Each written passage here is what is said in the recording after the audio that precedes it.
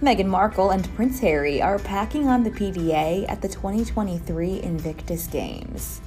The Duke and Duchess of Sussex stepped out together for the Ukraine-Nigeria mixed team sitting volleyball match during Day 5 in Düsseldorf on Thursday and looked so in love. The couple joined fans in the stands at the event, and Harry was seen wrapping his arms around his wife as she leaned back into him and grabbed his arm. In another tender moment, Meghan put her arm around his back and the pair looked at each other with wide grins. Earlier in the day, the parents of two had another sweet moment when they held hands while meeting with NATO Joint Force Command and families from Italy and the Netherlands. The duo has been in Germany attending the international sporting event for injured, wounded, or sick service members, which was founded by Prince Harry in 2014.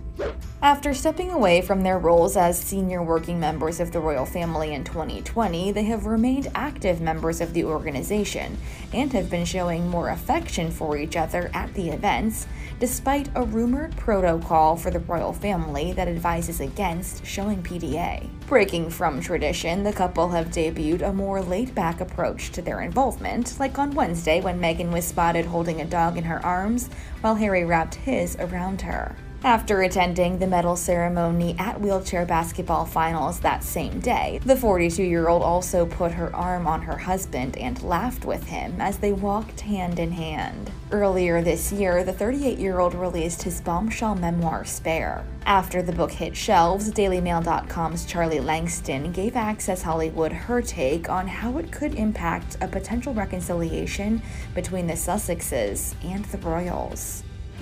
Hugely mixed emotions.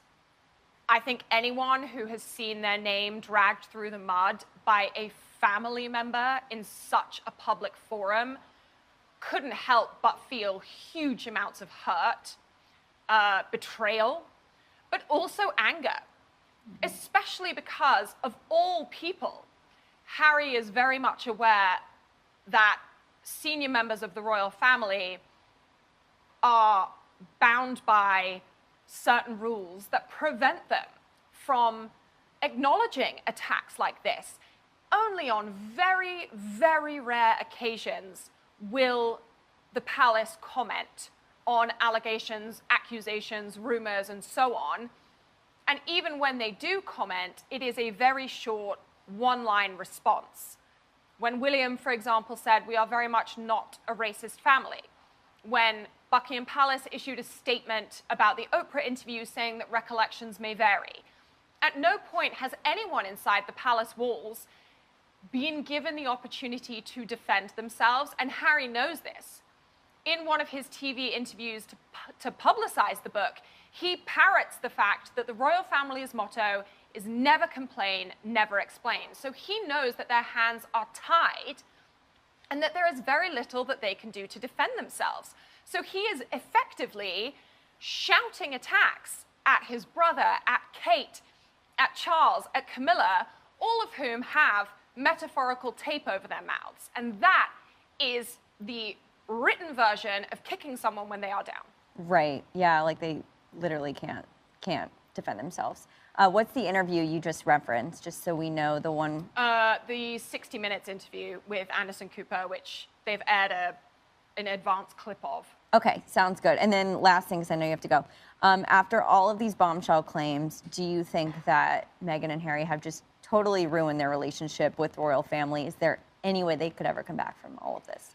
You know, I think the relationship between the Sussexes and the royal family was destroyed long before the book was released. I think that Meghan and Harry had reached a point of no return months ago. I think the book is just yet more evidence of why they can never be welcomed back into the royal family. What has been proven by the Sussexes time and time again is that there is no end point. We had the Oprah interview, which was, if you are going to look at it very kindly, their opportunity to tell their story. However, if you're going to look at it with a very cynical eye, when they received what is estimated to be a $100 million Netflix deal, they were happy to once again share their side of the story because they were making money. Same with Harry's book. He received a very handsome publishing deal, millions upon millions of dollars, that paid for all of the information that you are going to read in its pages. As we understand it, Meghan is going to follow suit and publish her own book, which will no doubt rehash many of the accusations and allegations that we've already heard, and who knows, it may well include further bombshells.